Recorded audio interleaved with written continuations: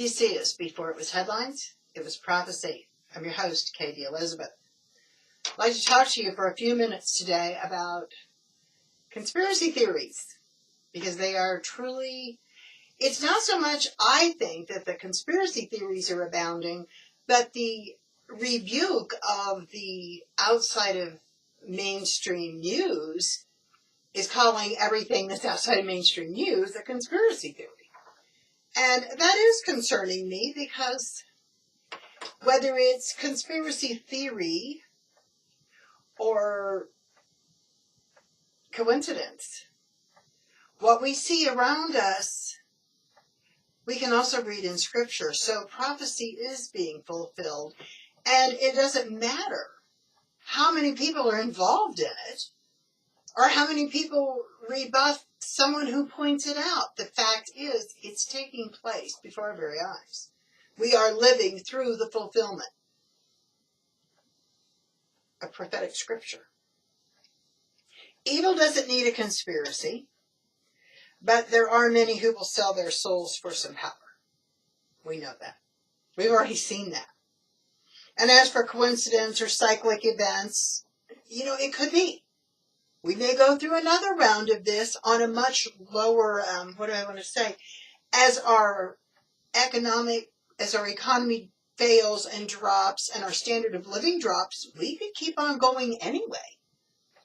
We've only had all these, historically speaking, for thousands of years, people lived the same way. And now, like for the last 150, we've had this amazing technological and industrial boom, but we could theoretically live a very, very simplified life once again for who knows how long, or a fearful life for who knows how long. And that's what I want to get into today, is the fear factor. Whether it's, like I said, whether it's conspiracy theory, coincidence, what's another one of the corporate capitalism, whatever, all the things that are being talked about. I want to remind us that our Creator says, if we look to Him, He's already made our provision. He has a plan for everyone He made. And Yeshua told His disciples, when you see all this start to happen, look up, your redemption draws nigh. So that's what I want to talk about today for just a few minutes. To be honest, I've had my moments. It's not panic. I call it preparedness fever. And that's not a euphemism. Let me tell you what it is. It's like when I'm going down the highway, and our state's had an awful lot of, quote, job creation, some temporary highway rebuilding and things. And it's interesting. It's like the real infrastructure has not really been dealt with. Like there's still very old bridges, that sort of thing. But what there is, it's like on the little country roads, those bridges have been done. Or especially noticing one of the major highways, of course, it's been relabeled. I don't know why that was needed other than to put up more signs. But there's also, and I've mentioned this before, a lot of the county roads used to be accessible off the highway. You could turn right or left and be on a county road. You can't do that anymore. It's like all of the access through one stretch of road has been taken, and you can only access by the official exits. The little county highways are no longer accessible. And when I see things like that, that's what I call my preparedness fever, because I'm sitting here saying, okay, I've read how things are being, our choices are being eliminated. We'll very soon won't be able to make certain choices or buy and sell. What I've noticed, like on these small country roads or the county highways that are no longer accessible to the main road, the businesses, the truck farmers, all those things, they're out of business now. Those are the things I've noticed. The small independent gas stations. If you'll notice, most of those around small towns are shuttered now.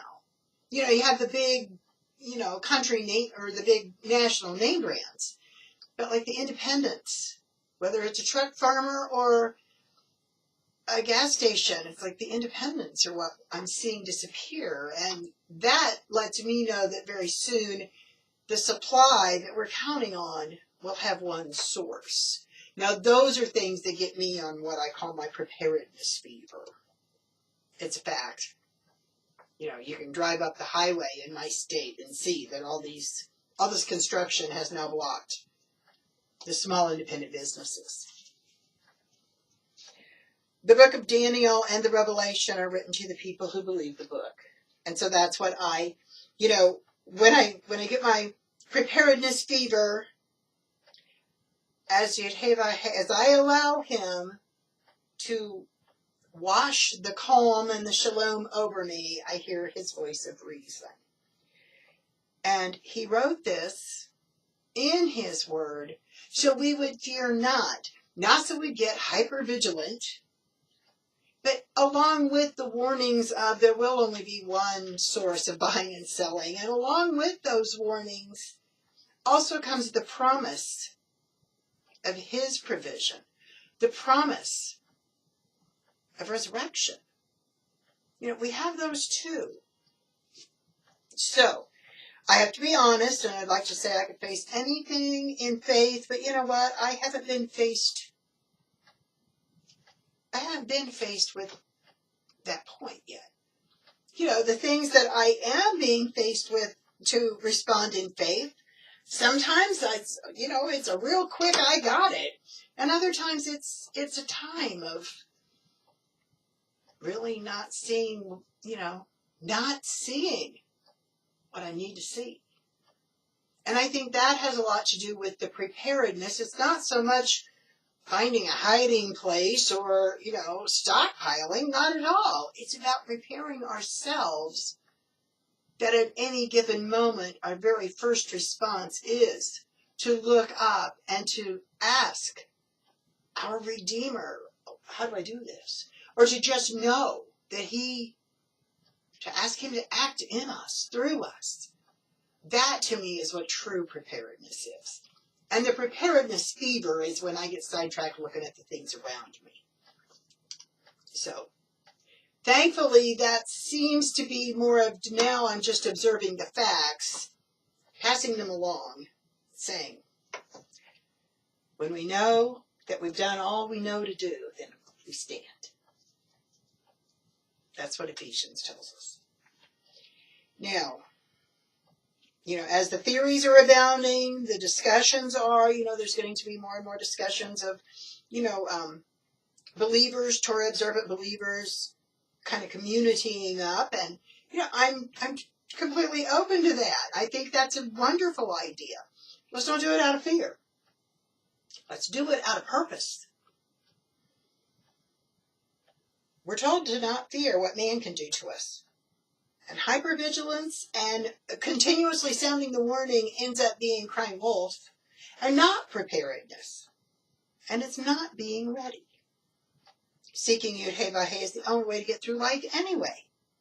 So we needn't fear what may be coming. He's already said what's coming. That's written down.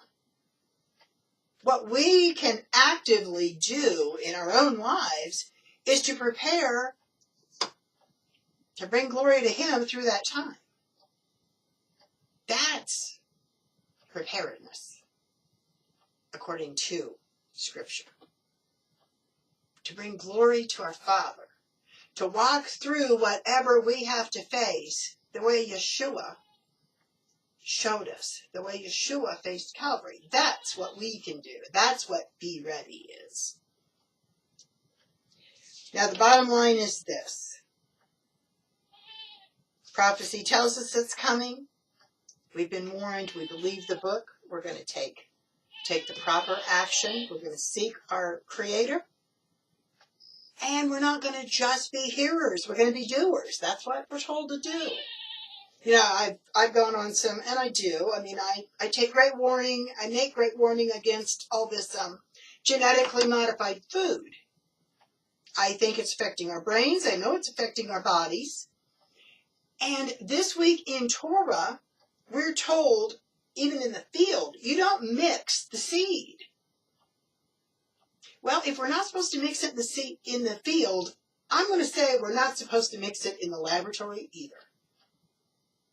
So those are some of the things. It's like, I'm always stressing this. Plant a garden, plant something.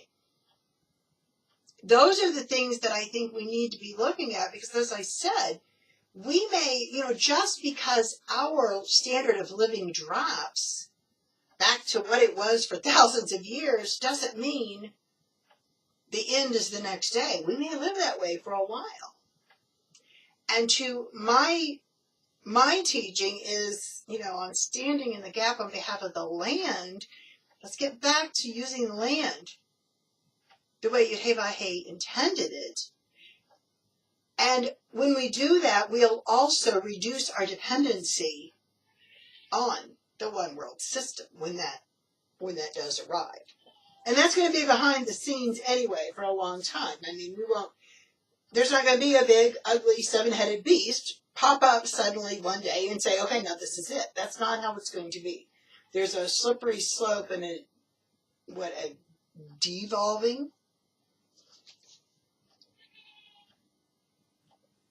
So while we're debating and dismissing conspiracy theories, blaming corporate capitalism, or apathetically calling it cyclic, coincidence, Scripture is calling it fulfillment. Scripture calls it fulfillment. I believe the 4 seals have been opened, and perhaps the 5th. I go over that almost every week, the different things between the wars. The conflict in Egypt is outrageous, and that was prophesied in Isaiah. The cost of everything and as it continues to go up, the independent businessmen continue to be reduced in number and opportunity. And then, of course, illness is just rampant. Between the illnesses that are affecting people and then the continual warnings and bannings of the medications that have been misused or aren't safe, that continues to escalate. So Scripture tells us in the last days, 1 or 2 things will happen to the believers. In the 5th seal, some will be martyred. In the 7th chapter, we're told some will receive the mark of Yehovah. Either way, it's been prophesied. And to set aside my preparedness fever, to know, there's no place to hide. There isn't a specific place that's going to keep you out of all of this, not on this earth. But there is one place that I do know. I do know a place of safety, regardless of my numbered days, regardless of what's going on around us in this world. If we dwell in the shadow of the Almighty, that's where we are to be. The 91st Psalm tells us this is, before it was headlines, it was prophecy. With your host, Katie Elizabeth.